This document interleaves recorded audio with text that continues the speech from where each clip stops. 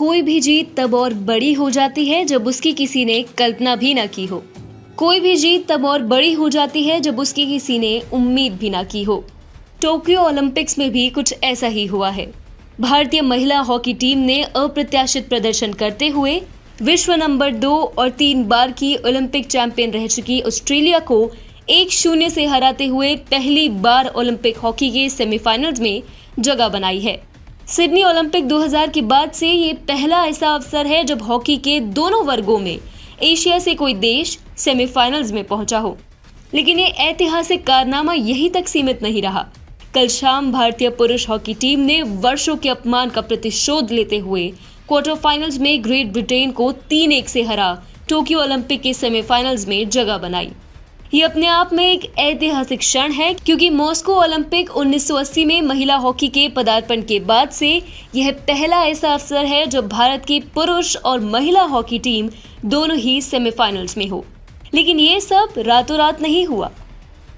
वर्ष 1923 से 1972 तक 8 बार ओलंपिक्स में स्वर्ण पदक, 1 रजत पदक और 2 कांस्य पदक जीतने वाली भारतीय हॉकी अचानक से पस्त कैसे हो गई? ऐसा क्या हुआ कि ओलंपिक में लगातार 6 स्वर्ण पदक जीतने वाली भारतीय टीम बीजिंग ओलंपिक 2008 में एक भी वर्ग यानी पुरुष या महिला वर्ग में क्वालिफाई तक नहीं कर पाई? और नवीन पटनायक के नेतृत्व में ओडिशा के वर्तमान शासन ने ऐसा भी क्या कर दिया जिसके कारण आज उनकी प्रशंसा की जा रही है? और कैसे भारतीय हॉकी एक बार फिर से सर उठाने लगी है? TFI पर आपका स्वागत है और मैं दीक्षा नेगी आपको बताने जा रही हूँ कैसे इंडियन हॉकी फेडरेशन ने भारतीय हॉकी को लगभग खत्म कर दिया था और कैसे नवीन पटनायक के आते ही सब बदल गया। भारतीय हॉकी के उत्थान से पतन से वापस उत्थान की कहानी जानने के लिए हमें भारतीय हॉकी के विस्तृत इतिहास पर दृष्टि डालनी होगी। इसकी कहानी शुरू होती है वर्ष 1928 से, जब फील्ड हॉकी को ओलंपिक आधिकारिक तौर पर पहली बार एम्स्टर्डम ओलंपिक 1928 में खिलाया गया था। प्रारंभ में केवल 9 टीमों ने ही इस खेल में हिस्सा लिया था। तब भारतीय टीम ने ब्रिटिश इंडिया के तौर पर खेल में भाग लिया था, जिसकी कप्तानी कर रहे थे जयपाल सिंह मुंडा।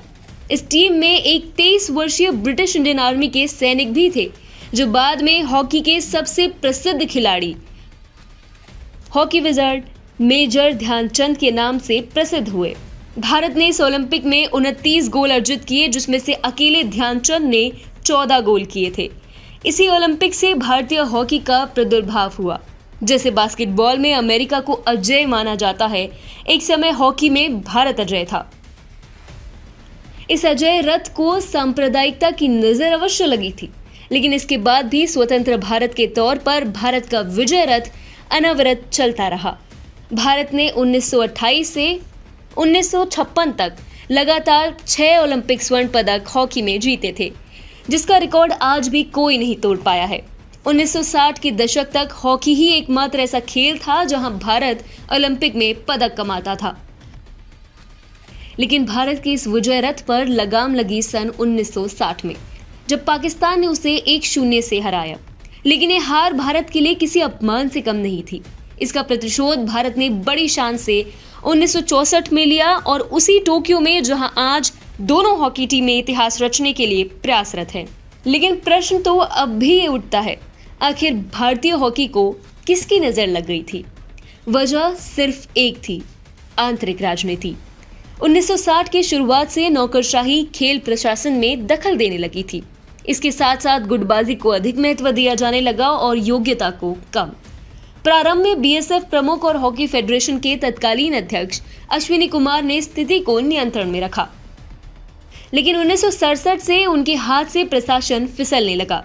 इसका असर तब दिखा जब प्रितपाल सिंह को गुरबख्श सिंह के स्थान पर कप्तान बनाया गया, और फिर जनता द्वारा विरोध किए जाने पर गुरबख्श सिंह को प्रितपाल सिंह के साथ ही संयुक्त कप्तान बना दिया गया। इतना ही नहीं, जिस व्यक्ति के कारण भारत ने अपना 7वां ओलंपिक गोल्ड मेडल जीता था, उस प्रख्यात गोलकीपर और 1966 एशियाई खेल के विजेता टीम के कप्तान शंकर लक्ष्मण शेखावत को टीम में शामिल ही नहीं किया गया था। इसका परिणाम 1967 के मेक्सिको ओलंपिक में स्पष्ट तौर पर दिखा। भारत सेमीफाइनल में उसी ऑस्ट्रेलिया से 2-1 से एक्स्ट्रा टाइम में हार गया, जिसे टोक्यो ओलंपिक के सेमीफाइनल में ही उसने 3-1 से हरा दिया था। भारत को अंत में कांस्य पदक से संतोष करना पड़ा, परंतु हॉकी में भारत का पतन शुरू हो चुका था। लेकिन आंतरिक राजनीति, गुटबाजी और राजनीतिज्ञों की दखलंदाजी मानो खत्म होने का नाम ही नहीं ले रही थी। क्या आपको पता है 1975 में हॉकी फेडरेशन के अध्यक्ष अश्विनी कुमार ने त्याग पत्र क्यों दिया था? ऐसा इसीलिए क्योंकि वो इंदिरा के पक्षपाती रवैये और खेलों में बढ़ रही राजनीतिक दखलंदाजी से रुष्ट थे। भारत ने 1975 में पहली और आखिरी बार हॉकी विश्व कप जीता, लेकिन उसके बाद मॉस्को ओलंपिक 1980 में स्वर्ण पदक जीतने के पश्चात से आज तक एक भी बार भारतीय टीम हॉकी ओलंपिक में एक भी पदक नहीं जीत पाई है। कई लोगों का मानना है कि 1976 के मॉन्ट्रियल ओलंपिक्स में एस्ट्रोटर्फ के आने से भारतीय हॉकी का पतन शुरू हुआ था। प्रशासन की इस भारतीय खेल के प्रति रवैया इस हद तक उदासीन था कि जो केवलार फाइबर या कार्बन फाइबर आधारित हॉकी स्टिक भारतीय खिलाड़ियों को 1990 के प्रारंभ में ही मिल जानी चाहिए थी, वो उन्हें सन 2000 के प्रारंभ तक नहीं मिली थी। इसी कारण से भारतीय टीम के प्रदर्शन का स्तर गिरा और एक समय पर पुरुष टीम की रैंक 13वें स्थान पर जा चुकी थी। लेकिन यदि एस्ट्रो टर्फ ही एकमात्र कारण था तो पाकिस्तान हमसे आगे कैसे रहा? वजह स्पष्ट थी, आंतरिक राजनीति, जिसके दुष्परिणाम समय समय पर सामने आए।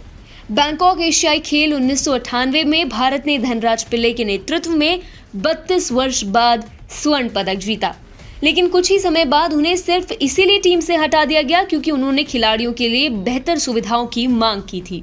लेकिन इस भ्रष्टाचार के दुष्परिणाम 2008 में स्पष्ट तौर पर सामने आए। तब पहली बार पुरुष टीम बीजिंग ओलंपिक के लिए क्वालिफाई तक करने में असफल रही थी, जो 8 बार के ओलंपिक स्वर्ण पदक विजेता भारतीय टीम के लिए सबसे शर्मनाक पल था।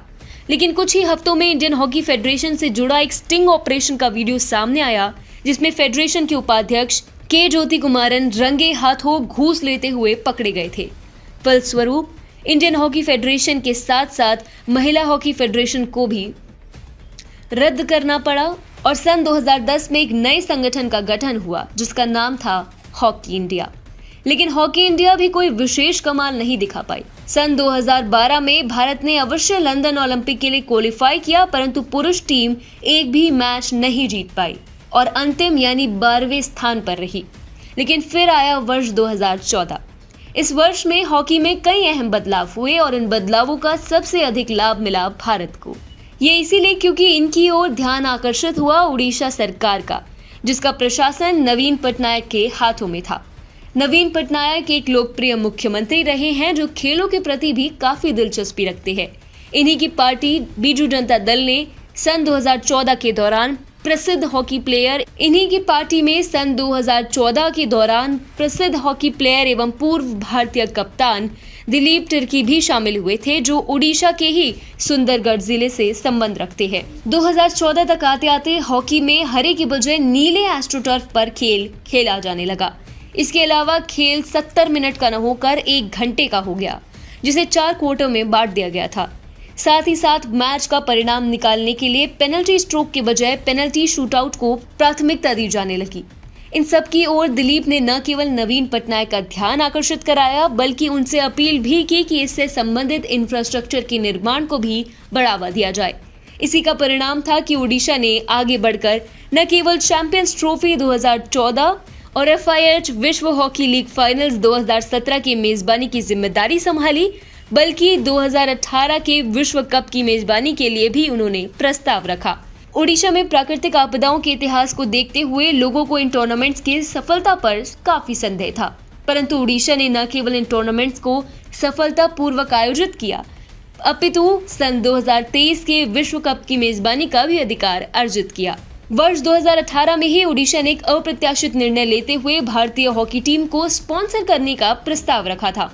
वह ऐसा करने वाला पहला राज्य बना और 2023 तक यह करार बना रहेगा। एक समय पर भारतीय हॉकी टीम के पास अपने खिलाड़ियों को देने के लिए तनख्वाह तक के पैसे नहीं थे। सुविधाओं के अभाव में भारतीय हॉकी टीम का पतन लगातार हो रहा था। लेकिन ओडिशा प्रशासन की मेहनत का परिणाम है कि आज भारतीय हॉकी का पुनरुत्थान हुआ है। प्रारंभ तो सन 2016 से ही हो गया था, जब भारत ने पहली बार चैंपियंस ट्रॉफी के फाइनल में कदम रखा था। लेकिन आज जो हुआ है उसने सिद्ध कर दिया है कि किस प्रकार से यदि देश के लिए सब एक हो जाए तो असंभव भी संभव हो सकता है। आज भारतीय हॉकी की नींव रखने वाले मेजर ध्यानचंद, केडी सिंह बाबू, बलवीर सिंह जैसे खिलाड़ी जहां भी होंगे, भारतीय हॉकी के इस पुनरुत्थान पर खुशी के आंसू रो रहे होंगे।